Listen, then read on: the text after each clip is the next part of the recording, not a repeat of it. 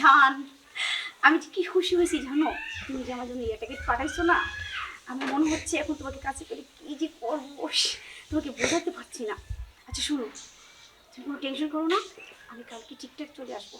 আর শোনো, এখন কেউ থেকে ফেলবে, এখন তুমি রাখো। হ্যাঁ,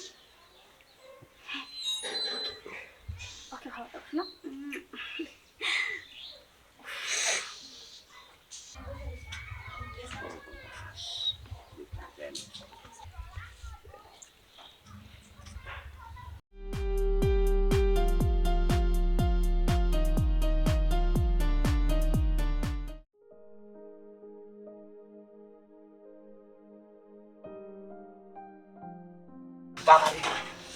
শাকুলা দেখো হাই রে হাই রে ম্যাডাম বেলা বাইতে গেছে 10টা রে ম্যাডামে কাম ফালাইছে হাই রে কি করমু কাল করা তো বলে বেতে মন নাই তো এটা কাম কাজ হ্যাঁ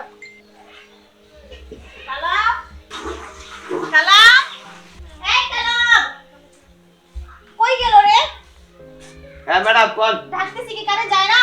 আরে কইলে কি আমি তো কাম করলাম বুঝছে তুই আমার নামে কি সব এই যে মানুষের কাছে বইলা বেড়াইতাছিস? হ্যাঁ, আমি এটা কি করব আমি কি করব গেলাম আমি কিছু বলে গেল গে আমি সারাদিন ফোন ফোন টিপি, তারপরে আমি কি করি না করি, চাকরের মতো থাকবি, নয়তো না ঘাট ধাক্কা দিয়ে বাসা থেকে বের করে দিব।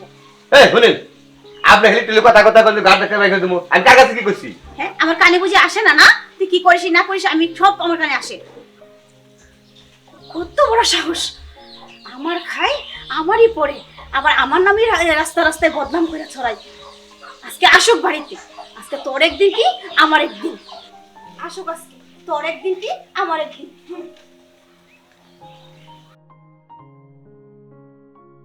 ভাইয়া, কোথায় যাচ্ছ তুমি?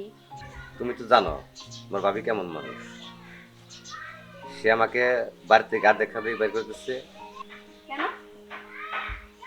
আর মনে হয় তোমার বাড়িতে আমার থাকা হবে না বুঝছো অনেক বছর ধরে কাজ করতেছি যে ভালো থাকো যাই হ্যাঁ বুঝলাম না কি হলো।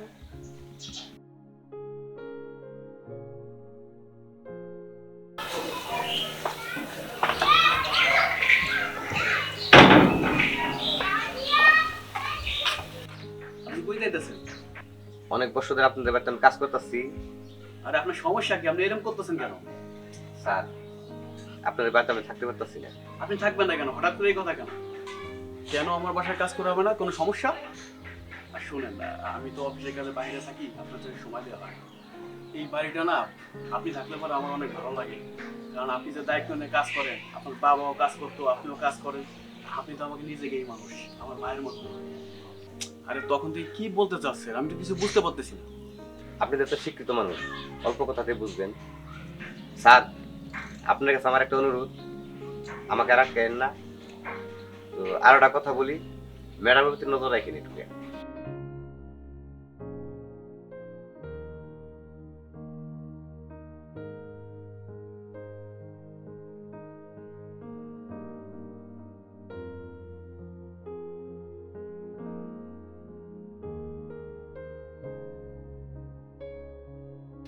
হ্যালো, তুমি খাওয়া দাওয়া করছো? আমিও খেয়েছি। আচ্ছা শোনো না, আমি আর এখানে একা একা এভাবে তোমাকে ছাড়া থাকতে পারছি না। হ্যাঁ, আমাকে তুমি এখান থেকে নিয়ে যাও না, তোমাকে ছাড়া আমার নিঃশ্বাস যেন বন্ধ হয়ে আসছে। তুমি যত তাড়াতাড়ি সম্ভব। হায় আল্লাহ, ম্যাডাম তলে তলে এইগুলা করতেছে, আমার স্যারকে ঠকাচ্ছে। হুম, এটা তো কিছুতেই হতে দেওয়া যায় না। আজকে আমি অফিসে গিয়ে স্যারকে সব কথা খুলে বলবো। ঠিক আছে শোনা, আমার লক্ষ্মী শোনা। ওকে। আমার স্যারকে ঠকানো, তাই না? এটা তো আমি কখনো হতে দিব না, না কখনো না। হাই।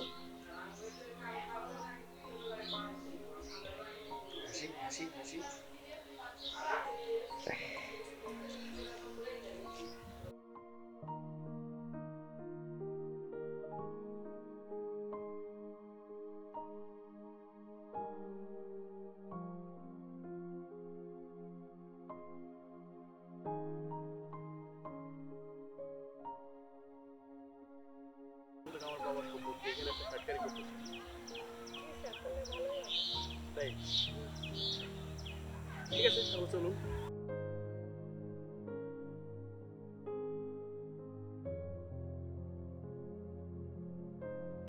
তাহলে মিস্ত্রিয়া লাঞ্চ ব্রেকে যাবো। আচ্ছা, আপনি একটা কাজ করতে পারেন, আপনার অফিসে আসা লাগবে না, আপনি বাসায় যেতে পারেন। স্যার, আপনার সাথে না আমার একটা কথা ছিল। কি কথা বলুন? আসলে কথাটা যে কিভাবে বলবো, কথাটা আপনার পার্সোনাল। হ্যাঁ মিস্ত্রিয়া, আপনি যদি কথাটা আমাকে না বলেন আমি কিভাবে বুঝবো? স্যার, ম্যাডামের দিকে একটু খেয়াল রাখবেন, সে মনে হয় পরকীয়ায় লিপ্ত। মিস্ত্রিয়া, মুখ সামলে কথা বলুন। আপনি ভুলে যান না আপনি আমার অফিসের কলিগ, আমার পরিবার নিয়ে কথা বলতেছেন আপনি। Sorry sir. আমি জানি আপনি আমাকে মনে মনে পছন্দ করেন, তার মানে এই না যে আমার ওয়াইফকে নিয়ে আপনি উল্টোপাল্টা কথা বলেন আমাকে। আপনি আসতে পারেন।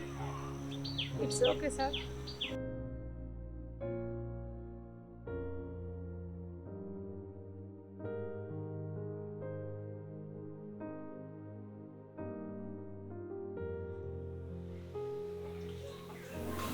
তোমার সাথে আমার কিছু কথা ছিল, আমি তোমার সাথে আর থাকতে চাই না।